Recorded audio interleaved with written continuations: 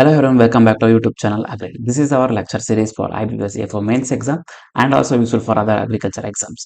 Today in this session, we will be continuing our discussion on agriculture processing engineering. Before that, let me introduce myself. I am your mentor Kumar. I have completed my UG from US Raichur and currently pursuing my Masters in Plant Pathology from UH Shumaga. As I told, today we will be continuing our discussion on this particular topic. First, basically, we'll start with the clarification that why agriculture processing is associated with the term engineering, because the only reason is our biological metals are associated with the engineering properties. It is why we say the term agriculture processing engineering. In order to process our agriculture commodity into different products, the engineering principles are being used, and those engineering properties of the biological metals are used to design the machines. That is why we say agriculture processing along with engineering. That is agriculture processing engineering. Uh, Most of the time few properties are actually easily visible to our naked eye. See, when two grains are there, you can consider their size, shape and feel, right? That is the physical properties. And when two grains are in contact, there comes a frictional force, means the frictional properties. This is a basic how you can judge that our biological metals having some properties. And I'm starting with the physical properties. Physical properties includes the size and shape, roundness ratio, sphericity, volume, surface area, bulk, density, porosity, and color appearance. Now, starting with the size and shape, if the question is whether both are same, absolutely no, both are different, because size is nothing but the one which is measurable one, and moreover, it is the ratio.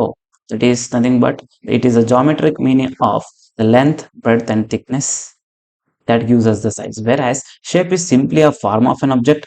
Can take the example of the shapes like oblong, oval, and sphere. Now I think it is clear, right? Both are, they exist all together in the of a physical characteristic of an object. Okay, size and shape are inseparable in any physical object. Both are necessary for an object if it has to be described satisfactory. Okay, and size, as I told, it is defines the form of an object, and size is something but it's a recurrent diameter, and which is geometric mean of the three dimensions, basically length, breadth, and thickness. Next, the shape. So when I say shape, approaching to the spheroid or the circular one, right? Next, when I say oblong, it is where you can see the condition, this vertical diameter, okay, it is greater than the horizontal diameter. Then we say the case of oblong. Example is our banana ridge card. See here, vertical diameter is more than the horizontal diameter. Next, oblate. Oblate is a case where the flattened at the stem and apex, there is a flattened edge. This is called oblate shape. Example is our apple. Next, conic. It's a tapered towards apex, like our coniferous vegetables, means which is having cone shape. Carrot, radish, etc. can be given as an example.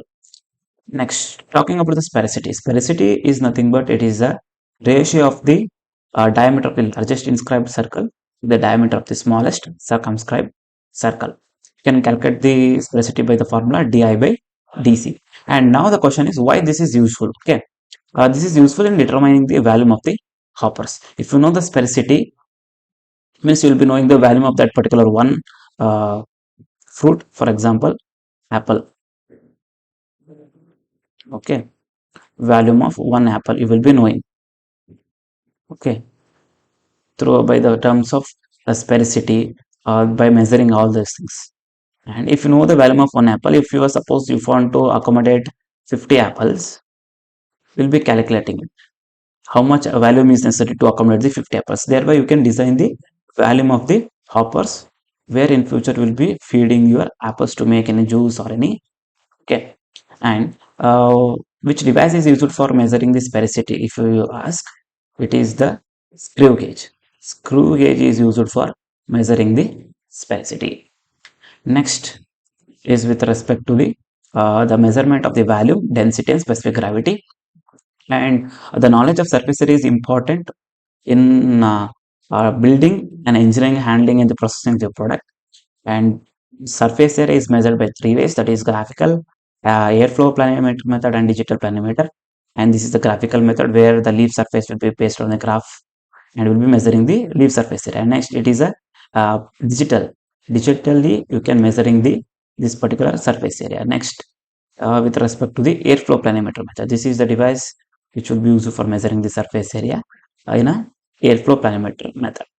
And by the platform method, these are the formulas through which you can calculate the volume as well as the specific gravity. Next, the thermal properties of the biological matter. So far, we have discussed the physical properties, that is the roundness, shape, size, sphericity, etc. And now we'll be dealing with the thermal properties. When I say thermal properties, basically the specific heat, which is nothing but the amount of heat in a kilocalories that must be added or removed from a kg of a substance to change its temperature by 1 degree Celsius is called specific heat. Thermal conductivity is nothing but defined as rate of heat. Okay, defined as rate of heat flow through the unit thickness for metal for a per unit normal to the direction of the heat flow and per unit time temperature difference. These altogether define the thermal conductivity, and enthalpy is nothing but our total heat content or the energy level of the material. Next, thermal deficit is nothing but the thermal which is being calculated by during the thermal conductivity with the product of specific heat and mass density. I think these definitions you people are learning from SSLC and PUC. I think there is nothing much to explain in these things, but you should be aware what is actually specific heat, what is the thermal conductivity, what is enthalpy, and surface heat transfer coefficient. Basically, if you're clear with the definitions, please go through the definition once and remember, and so that it will be useful to mark out that which of the following options correctly define the specific heat. Here, see, when I say specific heat, there should be a change in its temperature by 1 degree Celsius. Okay, thermal conductivity means key term is there is a unit time temperature difference. Enthalpy, it is a total heat content. And thermal diffusivity, it is just a ratio that which is obtained by dividing the thermal conductivity with the product of the specific heat and mass density. Okay, and surface heat transfer coefficient, it is again the proportional constant that relates the heat flux. Okay, now the question is why we need to study the thermal properties. Thermal properties has to be studied in order to design any dryer or to design any heating and refrigeration system. If you know the thermal properties like specific heat and thermal conductivity of any particular food grains with which we are dealing, so that you can estimate. For example, our sorry tur dal. Okay, we will take the example of tur dal. If its maximum tolerating temperature is around 150 degrees Celsius, you can design the instrument such a way that maximum temperature will be only for 100 degrees Celsius. Because if it crosses 100 degrees Celsius, the predetermined moisture level which has to be sustained, it will not be there. It will become dehydrated, which is not necessary, right? So if you know the thermal property of that particular food grain, you can design the instrument so that the maximum heat that is set in that particular instrument will not harm the our food grains. Okay. Next, these are the formulas of various properties we have studied so far. You should remember these two. Thermal deficit is given by K by rho Cp, where K stands for thermal conductivity, Cp for specific heat, and rho stands for ms density. Okay, next it's the users. If you look into users, these are the applications where the devices have been designed using the thermal diffusivity. First one is the transient heating technique and line heat source thermal conductivity probe. And third is the transient heating computer technique. Just go through the Google once and you can learn what actually these devices are. Next, the specific heat we has also been expressed by this particular formula, that is Q is equal to mCp into T2 minus T1, where Q stands for amount of heat in kilojoules and mass of the product in kg, and these are the initial and the final temperature of the product. Here again to note, here the calorimeter is being used to measure the specific heat. Okay, and in the same way enthalpy is also expressed by this equation, that is Q is given by m into H2 minus H1, where m is mass in kg and H2 minus H1 is the enthalpy of the temperatures at temperature T1 and T2 respectively. Okay, and again to note the instrument enthalpy, it is measured by differential scanning calorimeter for the food products. Okay, we should remember this. Next, talking about the aerodynamic and hydrodynamic properties, will the fluid, mass, drag, these will be considered as an aerodynamic properties. When I say fluid, it is a substance that continually deforms under applied shear stress, right? See, water or any fluid, if you take an example, juice, anything, they will be in continually deformed shape, means they will be not having any constant shape like square or circle. They will be taking the shape in which you are pouring it, right? Means they are continually and deforms under the applied shear stress. Okay. And next is mass. Mass, it is a property of a physical body. It measures the object resistant to acceleration when force is applied. See, for example, if you take one stone now, okay, so apply force on this, it exists the object resistance, right? Means it is the physical property. That is what we say. It is a physical property that an object has. When a force is applied on any particular object, it gives the same resistant force back. Next, drag. It is a dimensionless quantity. You should remember this. In exam, they may ask which among the following quantity is a dimensionless quantity. Means it is a drag. That is used to quantify a drag or resistance of an object. It is nothing but a resistance force. Drag is also kind of resistance force that usually we talk in terms of aerodynamic and hydrodynamic. Means in air and water, we use the term drag as an opposing force. Next, lift is a component of this particular force, that is a drag force, which is perpendicular to the ongoing, that is oncoming flow direction. And down force, which is downward acting, and frontal area nothing but which is nothing but a projected right along the velocity vector. See FD and FG. Okay. Next, we'll be learning this what is actually FD and FG. Okay. Uh, at last, what you should remember is there are two aerodynamic properties, that is a drag coefficient and terminal velocity. Now, what is actually a drag? In fluid dynamics, drag is a dimensionless quantity, it is which is already studied. And now, drag is a force which tries to slow down something. Okay, something is where anything you can consider like movement or to stop the object. Okay, it makes it hard for an object to move. That is the drag force. And here, what you should note is it is okay harder to walk or run through the water than air. Means here drag force what we can experience no, that is more in water than the air. It is easy to walk in air, not in water. Okay, and these are the examples where actually the drag comes. Okay, see, the shapes of object also changes the amount of drag. For example, they have mentioned the round surfaces have less drag than the flat ones because they reduce the friction through the slope.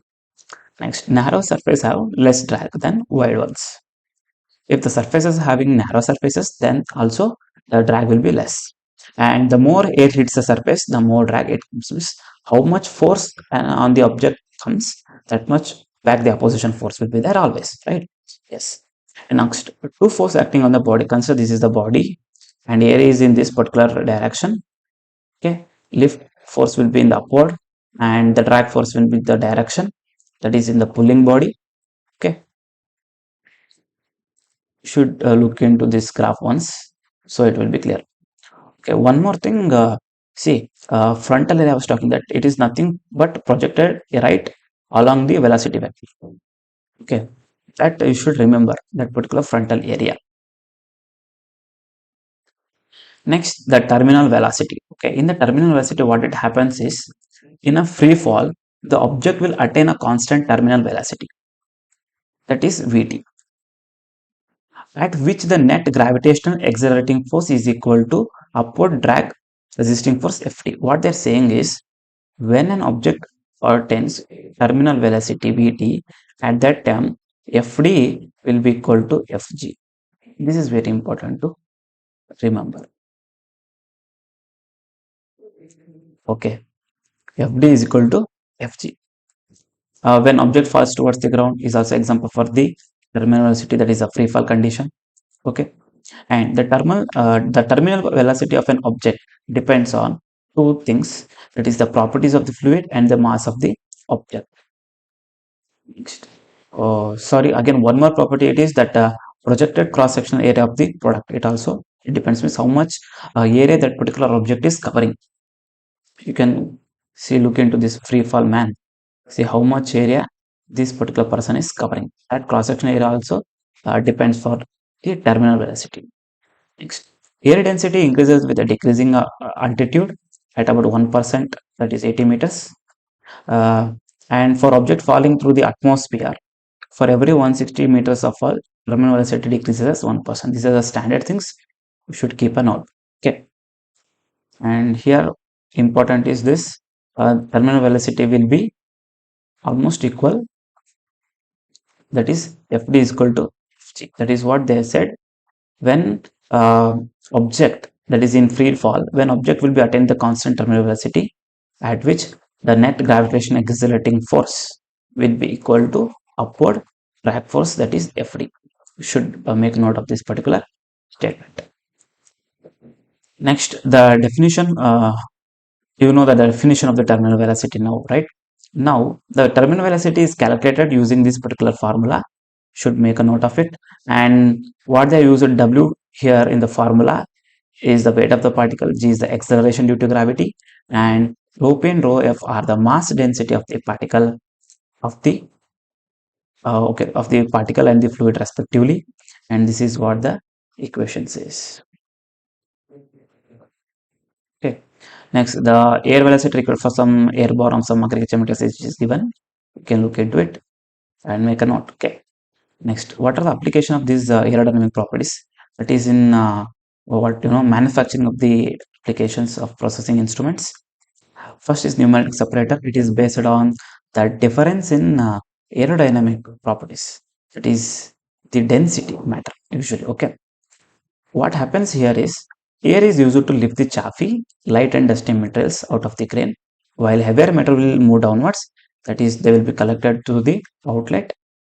Okay, and the lower metals which are there, right? Lower metals like dust, chaffy, they will be lifted, and the bottom which is having higher weight, they will be settled down and they will be collected at the bottom. This is how the pneumatic separator is used by the aerodynamic property application. Next is fluidized bed dryer, which is used for uniform drying of the paddy grains. Usually the paddy will be moist and they will be added into this particular fluidized bed dryer. And when hot air rises up, okay, what happens? Usually there will be uniform drying of this particular grains. Okay, all the grains will be uniform and the grains will be lifted from the bottom and suspended in the stream of air, and that is why that case we call fluidized. That is why the name came here, the fluidized bed dryer. Okay, here uniform drying of the product is seen because every grain comes in contact with the drying air, that is hot air. That is why the uniform drying of the grains takes place. Next, pneumatic conveyor, same here. The mechanism is used is air. Here the transport of the grain takes place at higher velocity. Okay, here the granular materials because of high air pressures are conveyed in the dispersion condition. Okay, and air velocity which is maintained is 15 to 30 meter per second. This should be maintained. And the components of this particular pneumatic conveyor is the blowing system, vacuum system, and thumb and push and pull system. Next comes friction. Friction is again opposing force. There are two types of friction. One is static friction and the kinetic friction. And the ratio between the force of friction and the normal force to the surface of contact is given by the nu. That is the coefficient of friction. It is defined as the force of friction divided by the normal force. It is simple. Please remember this particular formula along with the definition so that you can understand. When I say static friction, that comes always, that exists usually. Okay, and kinetic friction comes into action when an object starts to move. Okay, and two types of frictions again, that is external and internal. External friction is the friction between the grain mass and the wall of the bin or surface. If you consider this as an bin, between the bin and the grain, that is external friction. Internal friction is the friction between the grains each other. Okay, and next term is angle of repose, which is already studied earlier. Angle of repose is nothing but when a grain is falling from any bin to the surface, it forms a kind of angle. Now that angle, okay, that angle of an grain with the horizontal surface when it is piled up is called as angle of repose. And there are two types, that is static angle of repose and dynamic angle. If simply only a small quantity is being added for a one time, then it is called static angle. But over this heap or over this pile thing, if you are again adding some quantity of the same any product means, then angle of repose will change. That is the dynamic angle of repose. Means it changes, static angle of repose, it does not changes. Uh, the definition is also mentioned here. You can go through this once again.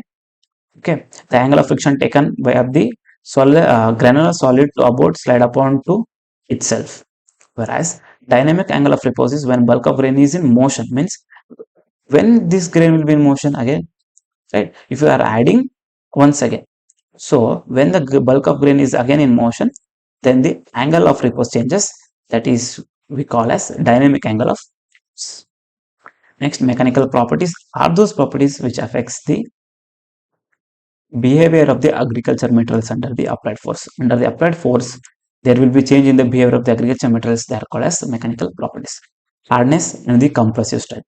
Hardness is given by the definition, that is that it is a resistance to the permanent deformation. Okay, resistance to bending, scratching, abrasion, or cutting. Means it is difficult to deform here.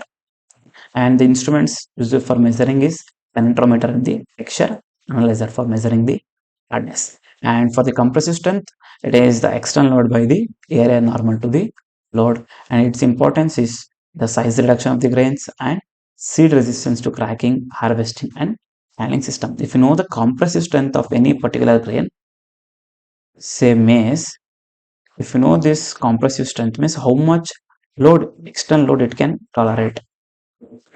Okay, if you know that only that much weighing can be included, that weighed metals can be used in construction of that particular device. If instead of using the stone, okay, that is especially hard stone, they may go for any like what we say granite stone. Okay, it is having it is inducing some less external load compared to our hard stone. They can change this by studying the compressive strength of any particular metal before going for any designing any devices. Next, mechanical properties is our bruising. It is nothing but it's an injury that discolors the skin without breaking it. See, it is usually an undesirable property. Okay, bruising is nothing but injury that discolors the skin, but actually in the practical field, in the commercial world, this bruising should be absent, right? Because it will be avoid the losses in our agriculture produce, and it is useful in designing of the processing equipment. Okay, that bruising is not actually a desirable one, but this bruising, it is important in designing the processing equipment. Means how much physical damage or how much external force can be added so that it will not be affecting any physical property. Means if the force is increasing on that particular product, which it will be losing its physical change like texture, color, etc. If you know the that particular parameter, that is how much force it can tolerate, you can design any device. Next, impact damage is nothing but a mechanical damage to the agriculture product and impact during the mechanical handling. Example, cracking of nut with the help of hammer is an impact, and here we use the for size reduction equipments we will go for mechanical properties, that is impact damage will be considered. And this is a flow chart of the processing. So for whatever the terms we have learned and wherever they are used, just go through this once. Okay. Next, rheology. Rheology is nothing but it is a science which deals with the deformation and the flow of the material under the action of applied force. And why we need to study the rheology is in order to select, design or select the equipment like pumps, pipelines, etc. Right? Deformed, right? Pumps will be get deformed, pipelines will be deformed, because in order to carry or transfer the food materials, this property is important. That is the deformation property of any particular object. Relates to the food texture and sensitivity data, as well as shelf life testing. Means if you know that rheology of the food is how much, what extent they are able to deform, and in which case they are. See, this is simple example is our sauce. Okay, see this is having the fluid nature, and it can be deformed easily, and it can be stored in any kind of uh, packaging structures, right? Yes. Next, what are the importance of these particular engineering properties? So far we have studied when we look into the physical properties, they are important in designing the particular equipment, especially for handling. And the surface characteristics like color, appearance, they are exploited for selective separation and storage of fruits and vegetables. And aerodynamic properties are used for designing our air and water conveying systems and separation equipment. And frictional properties are useful in designing the hoppers, pneumatic conveying system, screw conveyors, etc. And next, the mechanical properties are useful in designing the equipment for milling, handling, and transportation. And thermal properties are useful here. The thermal properties are useful in specific heat, thermal conductivity, etc. These thermal properties are useful in designing any our thermal processing systems like heating and cooling system. And the knowledge of rheological properties are useful in handling the systems of usually agriculture product where the formation and flow of material occur. Okay. Next, we are coming to the end of the session. I would like to end this session with this quote that every accomplishment that starts with a decision to try. So don't stop trying, keep trying so that your wish will get complete soon. Thank you. And if you have any doubt regarding this session, and if you felt that you did not understand this any particular thing in the session, you can comment it so that if I did not explain it well in the session, I will explain you in the comment section. Okay, hope this session was useful to you, and it was a great thing to me also to explain to you people how much I know of these things. And at last, I would like to mention about our special mock test bundle from my Rheology team, that is for IBPS AFO mains exam. And it has special features of previous year question papers, and clearing sessions will also be carried by the faculty. And it consists of our PPTs, like whatever the things now we are explaining in this YouTube series. Even these PPTs will be given in that particular mock test bundle so that you can use for your preparation.